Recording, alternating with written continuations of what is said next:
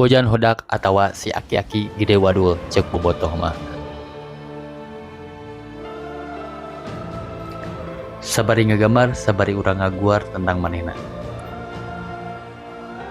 Gambar ieu seeutik ti urang nu resep ka manehna, sabab ku manehna Persib bisa juara kalima kalina nu ngunggulan sakabeh tim di Liga Hiji era ayeuna.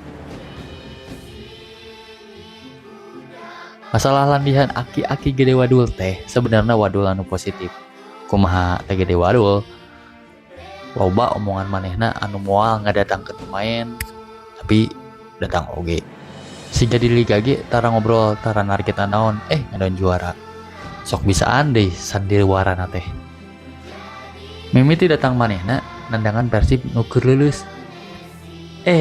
Disulap jadi teuas. Tadina Persib teh sukro jadi kaleci.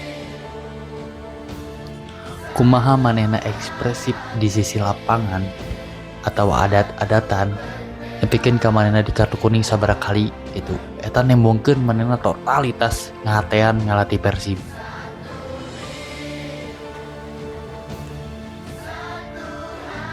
Anapun aya geus diganti ku asisten si Mang Igor, manehna tetep aya di jajaran kapalatihan Persib nya.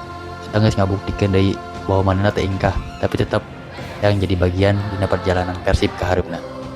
Sakitu panginten, pokona mah nuhun ka Ki Bojan Honda.